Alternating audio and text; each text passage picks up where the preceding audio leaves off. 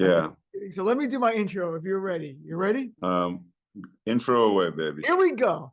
And welcome back to the Dean Obeidallah Show. Right now, I'm very excited to have on again Ron Perlman. You know him from Hellboy, TV shows like Sons of Anarchy, so many others, Tin Pan Alley, the movie recently, and more. And he's coming to us live from Italy, where he's filming now, or it's Plan B. He's already fled the country. I'm not sure. So, Ron, welcome to the show, brother. How are you?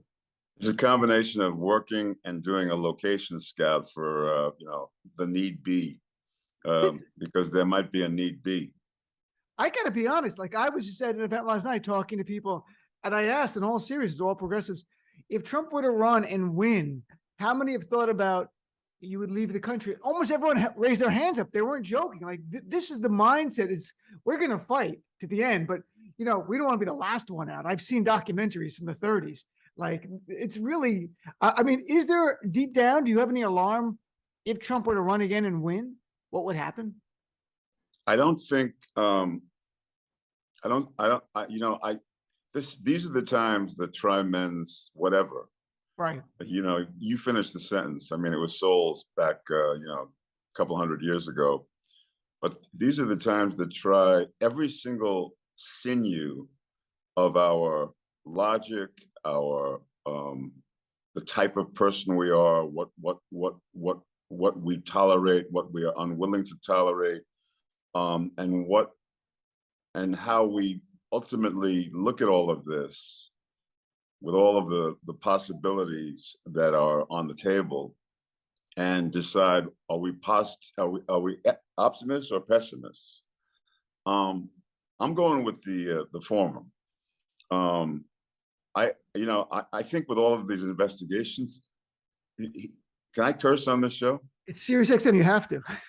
The motherfucker has got to go down. I mean, he's got to be going down. Something's going to get him. I mean, it's like I keep telling myself, of all the shit Al Capone did, they got him on taxes. So some attorney general is going to pull some thing, and we're not even going to have to cross that bridge about him becoming a candidate, because he's going to be otherwise involved, like breaking rocks. Hopefully, he's going to do his own version of the most uncool-handed Luke you've ever seen. He's going to be working on the side of the road, like, hey, boss, I got to go pee. That would be, and I just saw Cool Hand Luke about during COVID. I've watched all the old classic movies. I watched that one again with George Kennedy.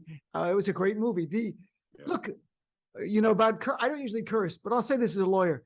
How the fuck is this guy not in prison?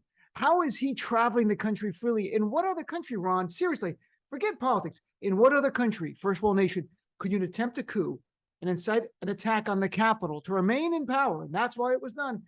And you walk free, and you give rallies and speeches at these rallies, spewing the same lies that cause the attack and fuel the coup. It's like it's like being surreal. It's like being in a dream or a nightmare. You're like, you wake up, come on, the guy's got to be in jail, right? No, he's free, nothing. Yeah, it's a real test of the guardrails and the system in general, and how deep the corruption goes, and how many people there are to stand guard for the kind of assault on what we thought was sacrosanct, that there really truly is in the system. The people who fund it are fundamentalists in the order of almost Sharia kind of mentality. Pretty soon our women are gonna have to not only carry all of their raped babies to term, but they're probably gonna have to wear headgear. I mean, that's kind of what these guys are like looking for. Some sort of return to the Salem witch period. Those are the people that fund everything like that. But what's most diabolic about it is that they figured out how to play to everybody's worst angels. So they know that the base is terrified of the diversity that's inevitable, that's on its way, and that they're essentially got a lot to be miserable about. The Industrial Revolution left them behind, and you know, they're what used to get them by 50, 60 years ago is bye-bye. So they have nothing but disdain and hatred, and that's ready to be tapped into. And that's and then there's the cynical, fun, you know, rich guys, the Sinclairs of the world, that are figuring out ways to animate that to their benefit. And we're in the midst of one of the darkest chapters probably the country has ever gone through. I mean, now there's all these, you know, references back to Father Coughlin and the fact that this is nothing new and stuff, and painting the picture that, you know, if Coughlin had his way, it would you know, we could very well have been, you know, Nazi Germany. Mm-hmm. But somehow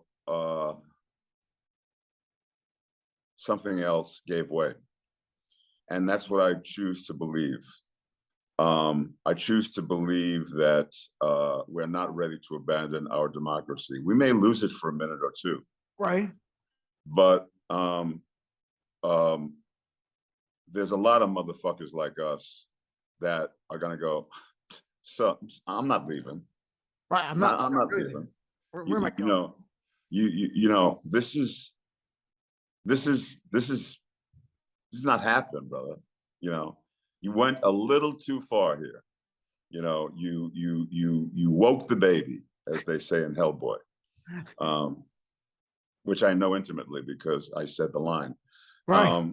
And you woke the baby, and the baby is in the majority here. And yeah, we're not the kind of people that go around talking about our Second Amendment privileges, because it's indecent. And we're not the people who go around talking about civil war because it's stupid and it's indecent. But if you want to bring that motherfucker, you know, if you really think you got a shot to like take down democracy, let's do this. Let's do it. I mean, let's see what happens. Let's see what happens. I'm chatting with Ron Perlman. It's interesting, Ron, you bring up civil war, because every time when Trump's crime lair got searched by the FBI, civil war was like a big topic search. I'm like, let's be blunt. I'm not even kidding.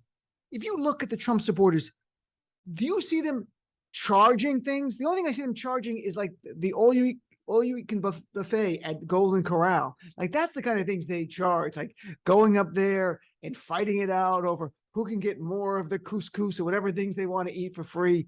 And they talk a big game. Like, they all talk about a civil war. It is unbelievable. I don't think they understand what a civil war takes. Like, it takes more than 30 people at their meetings to go do something, or even 1,000 people charging the Capitol. It takes millions and millions. And I don't see that. They don't have a military. They don't have a Navy, an Air Force, none of that.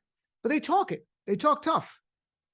They have a couple of chapters of very angry dudes. We saw them, you know, in all of the footage that's been played in the January 6th hearings, which laid bare, you know, their entire skill set, their entire set of resources. And, you know, it's laughable, really. But it is and it isn't, because the vastness of the numbers, and this is what we're about to experience in these midterms. We're all girding our loins, kind of, you know, preparing ourselves for the worst. But the vastness of their numbers in terms of how they vote and who they choose to identify as people who they want leading them, that's the part of me that is collapsing inside. that's the part of me, that's the part of my heart that is broken, is that the mere scope of how many of us there are in this country who can look at a Marjorie Taylor Greene or a Herschel Walker and even think it's close, even think that those people, are anybody's version of people you want to march behind. It's not so much, that I hate Marjorie Taylor Greene. It's like, who the fuck put you in office? Who the fuck voted for you? And who the fuck is about to vote for Herschel Walker and, all these other idiots, in Arizona and wherever else they're rearing their ugly heads. That's heartbreaking to me. That is something that is most definitely in need of correcting.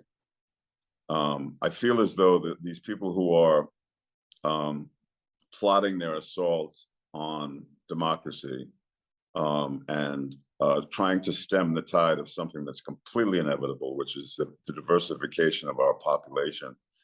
And it's worldwide too. That's why you see the shit that's happening in Italy, where I am, where you see it's happening in Hungary, you see it happening in France.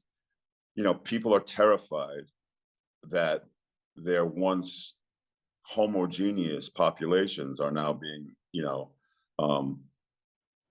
interfered with, and their way of life is having to become something other than their grandparents, and what it was that they were promised, and it's terrifying them.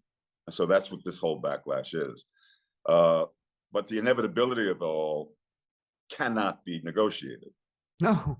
And maybe they're going to win a chapter or two of this big book that we're in the process of writing. But the reason why I'm optimistic is because it won't be tolerated here by way too many of us. It will not be tolerated.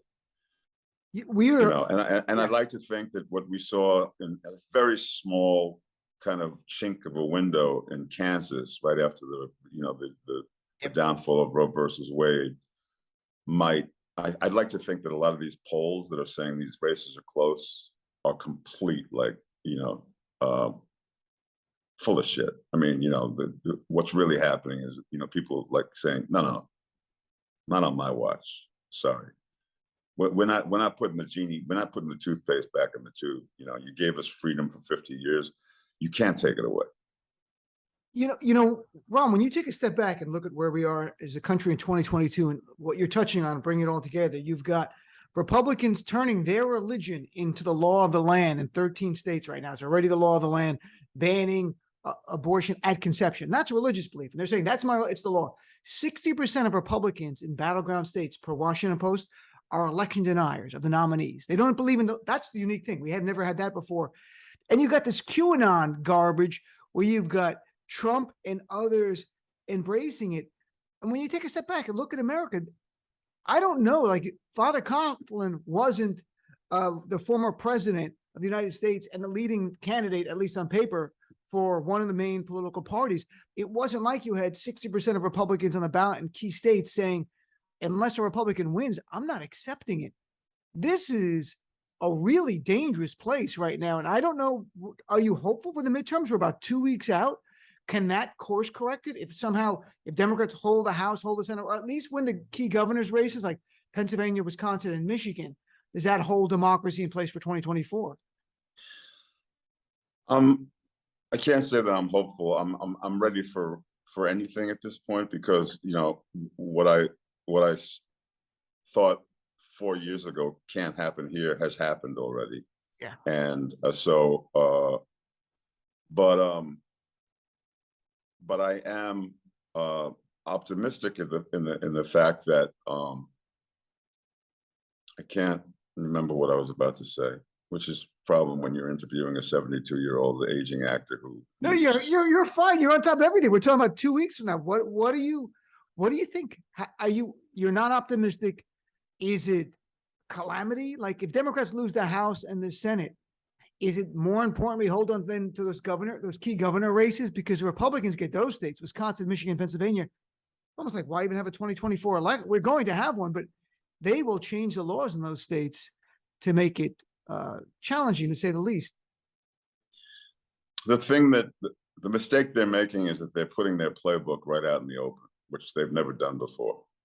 And it's out in the open where good people can see it and can, I mean, the edge that they had for the last 5-6 years is that the outrageousness that they've displayed couldn't be contemplated because it was too outrageous to even be processed. The amount of racism that they're now blatantly wearing on their sleeves, the amount of theocratic, like you say, there's a small bunch of us that are going to impose our religious wills on everybody else, couldn't be contemplated. Yes, there's always been movements like this, but now it's the other party. It's the entire other party. Yep. And what it is that they're terrified of their base, and their base has been co-opted by complete unreason, complete unrationality, like complete just pure hatred. And those of them who spew it the best are the ones who, pass as their leaders. But why I'm optimistic ultimately, and maybe we do lose a few key spots, and maybe we do have to fight for voting rights all over again, and maybe we do have to fight for Roe versus Wade all over. My reaction when the Dodd decision got handed down was, sorry, you guys just made a really big fucking mistake, because you just showed us what you're capable of. Now watch what we do. And I still feel that way. I ultimately still feel that way about everything, Dean. Now, I may be wrong, but I feel that way. And a lot of everybody that I admire, everybody that I follow, everybody that that I feel has the proper influence over what this country remains or turns into, agrees with me. And I'm optimistic that, this is a 15-round fight. Right. We may lose the second, third, fourth, fifth round, but we got some haymakers that we haven't even begun to, thank God for the January 6th Commission. They have laid bare all of it, every single thing that you and I are pissed off about. And then thank God that the Justice Department is now in the hands of somebody that's not, Dick Barr or whatever his name was. Dick Head, whatever his name was. Bill Barr. Right. Dick Nixon, yeah, he's dead. They're all the same. They're all the same. But that somebody on Twitter just said, name something that Joe Biden has done that's good for America. Oh my God. And I said, well, how about just decency and kindness and legislating to lift up the least of those? How about those American concepts? Maybe they're not sexy. Maybe they're not loud and shiny like Trump's fucking toilet that he pisses into. But they're really precious and sacred. And if it comes right down to it, that's what I'm willing to die for, is just being in a place where things that are quietly beautiful, like decency and kindness and compassion and empathy, and the ability to reach across and pick up somebody who is having trouble, right, getting by,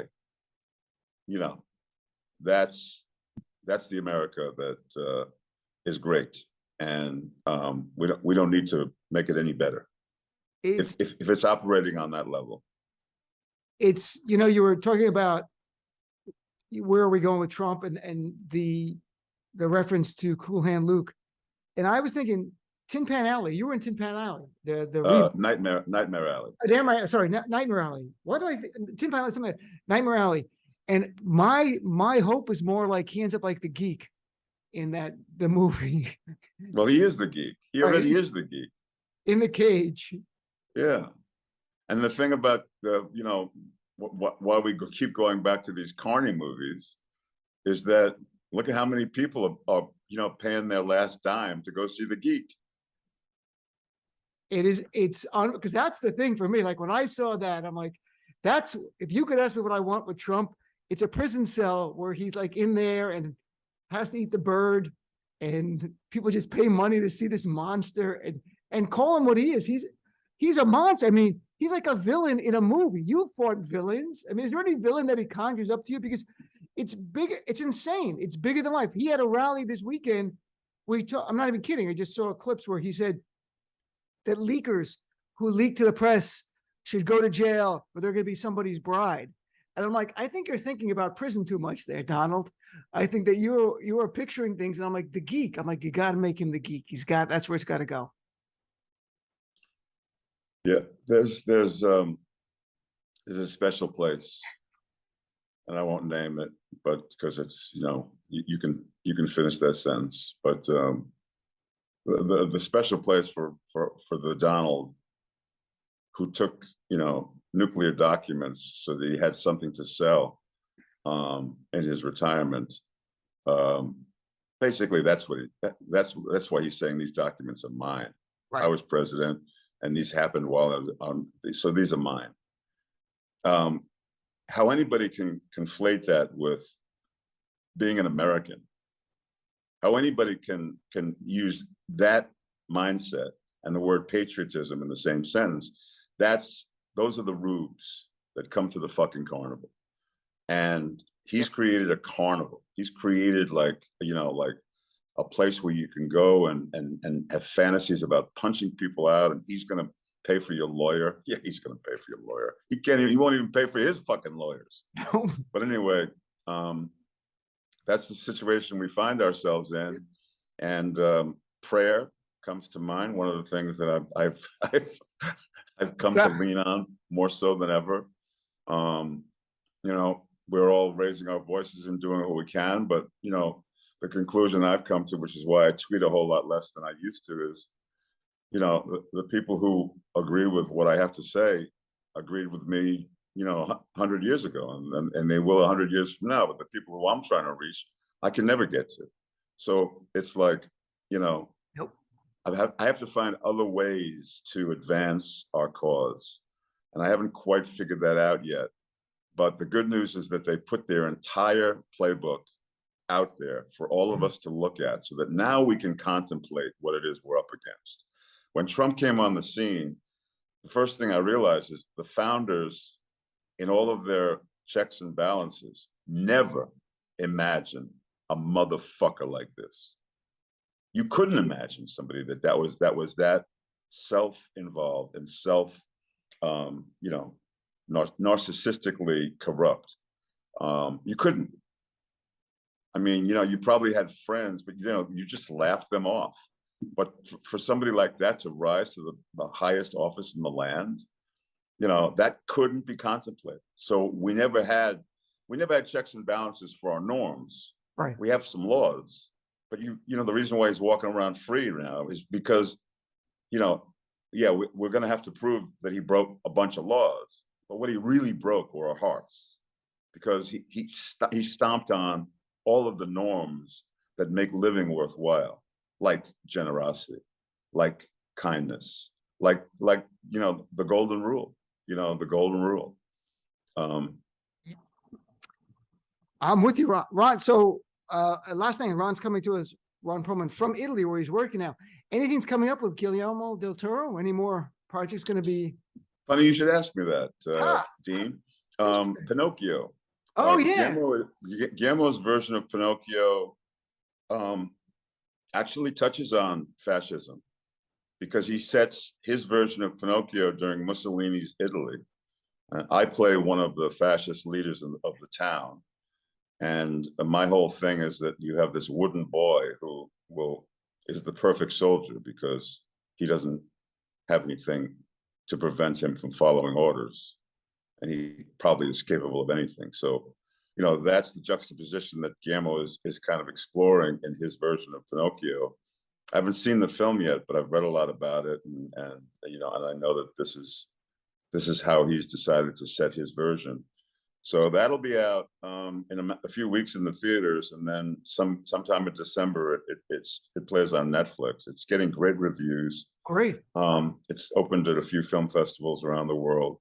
So that's my next chapter with Guillermo, and then just been very busy, very, very lucky, working on lots of stuff. Check your local listings, man, because I never know where this stuff's going to pop up. Now that there's no movie theaters anymore. I know, and very few things. We got a few things. I mean, like Black Adam's playing this weekend, but there's not a lot there. By the way, was it fun playing a fascist leader? Could you get into that? It was hard. Oh yeah. For me, the hardest things to play. I mean, the hardest role I ever played was not the one where I took 6 hours of makeup, because I was ultimately playing a character that resembled me the most, actually. Mhm. But playing the guy I played on Sons of Anarchy, who is just a hard-ass, hard-hearted, ruthless dude. Those are the ones that I have to dig down deep and find, like, how does anybody have this kind of logic? And in order to play him effectively, that's the job. So playing this fascist in Pinocchio was a tough assignment because, I had to play somebody that I can't even conceive could think this way. Right. But yet that was the job. So that's what you think, end and up having to do. last thing, do you think Del Toro, when making Pinocchio, was really making a commentary on where we are in the world today with the rise of right-wing movements across the world? Well, I think if you look at his filmography and you look at like a movie like Pan's Labyrinth, which was also set in a fascist kind of a backdrop, juxtaposed about a little girl who is just pure innocence and wonder, and here she is in Franco's Spain. He has a bunch of muscles that he's flexing when it comes to what you do in the face of fascism, and how we're supposed to process that, and the effect that it has on the decaying of the soul of a society. As a filmmaker, that's he's already proven that he's very effective in that métier, and Pinocchio is another example of it. That's great. I look forward to seeing that. And Ron, thank you for making time. Ron's in Italy. We're in the morning here recording this, and let's hope in a couple of weeks things go well. If not, I hope Democrats keep fighting. We got 2024 will be here before you know it. And I look forward to seeing Pinocchio, my friend, and to continue our conversation in the future. Well, we might have to segue our POV post the 2022 election and have different conversations about different stuff. But the fact that you and I are in the game and talking to each other, Dean, means a lot to me. It means a lot to me as well. I appreciate it. And the goal is to inspire people and try to reach people who don't understand the stakes to get it. And that's why I appreciate your tweets and appreciate your voice, brother. Thanks, Ron. Thanks so much for making time. I really appreciate it. Thanks for the invite, bro. Take care. Have a good day. Bye-bye.